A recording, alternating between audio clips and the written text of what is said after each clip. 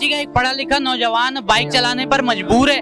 वो अप्लाई करता है, वो कराची को महफूज करना चाहता है, हिफाजत करना चाहता है। पुलिस में जो है सिंध पुलिस में ये अप्लाई भी कर चुका है, मगर इसको मौका नहीं दिया जा रहा।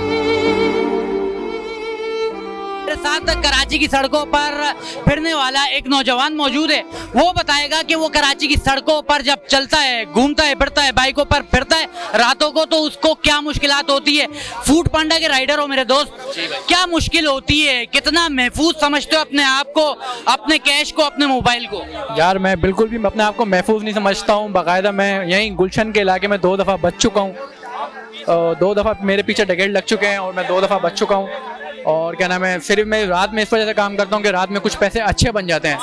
बज़ाहिर जो दिन में हमें पैसे मिलते हैं उसके मुकाबले में रात में ज़्यादा अच्छे बनते हैं, लेकिन रात में काम करना दिन ब दिन मुश्किल होता जा रहा है। अगर हमारे पास से मोबाइल निकल जाए तो हमारा तो काम बिल्कुल ख़राब हो गया है। रोज़ाना के 1500-1600 कमाने के चक्कर में जो है वो बहुत मुश्किल होता जा रहा है। और मेरी अम्मी बाकायदा डरी हुई है, कहती रहती है मुझे कि भाई तुम ये फूड पांडा काम छोड़ दो, लेकिन मैं किसी कंपनी में जाऊँ तो मुझे क्या बचेगा।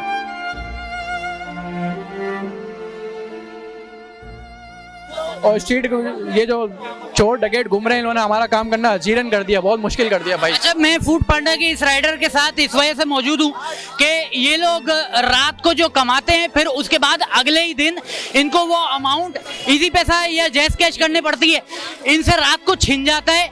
सुबह में इनको वो कैश जो है देना मुमकिन नहीं हो सकता। क्या वो देना मुमकिन नहीं होता तो फिर उसके बाद होता क्या है, ये बता दो मुझे। वो फिर ये होता है, क्या नाम है, कि हमें फिर पक्की FIR लेके जानी पड़ती है फूड पांडा के हेड ऑफिस शारे फैसल पढ़ना।